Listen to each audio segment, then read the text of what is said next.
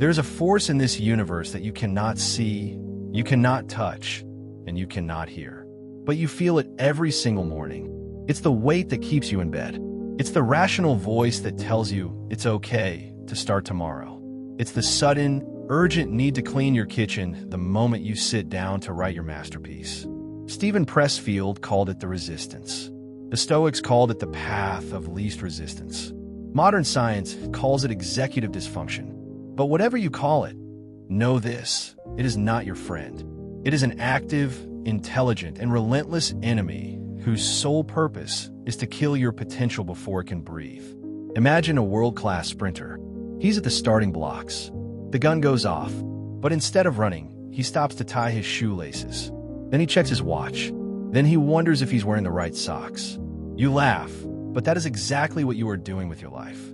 The resistance is most dangerous when you're closest to a breakthrough. It doesn't bother you when you're scrolling through social media or watching Netflix.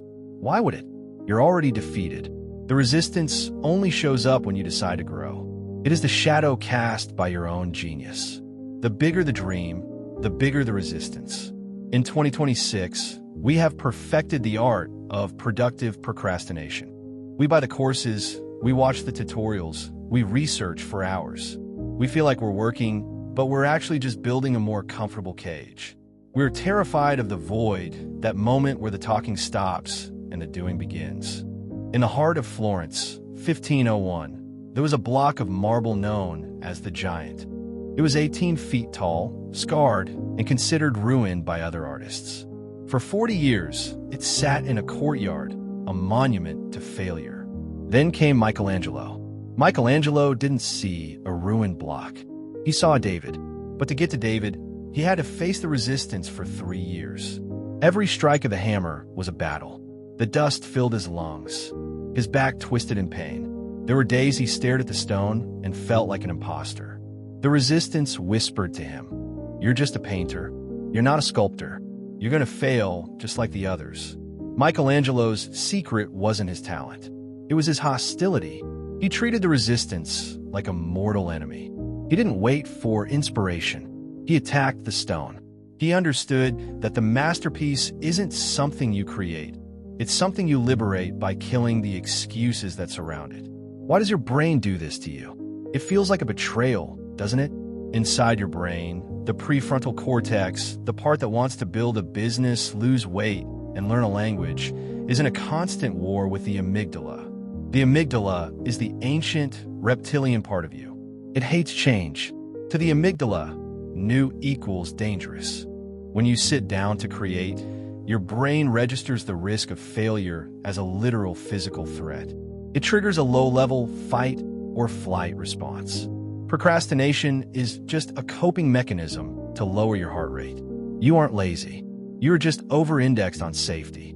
To beat the resistance, you have to stop trying to feel motivated. Motivation is a feeling, and feelings are the amygdala's playground. You need a system. You need to treat your work like a professional, not an amateur. An amateur waits for the right mood. A professional knows that the mood follows the action. The Stoics had a final weapon against the resistance, amor fati, the love of fate. They didn't just accept the struggle, they loved it.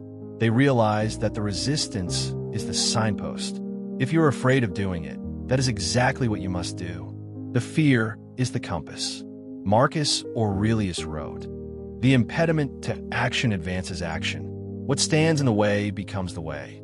If the view drop is the obstacle, then the view drop is the path.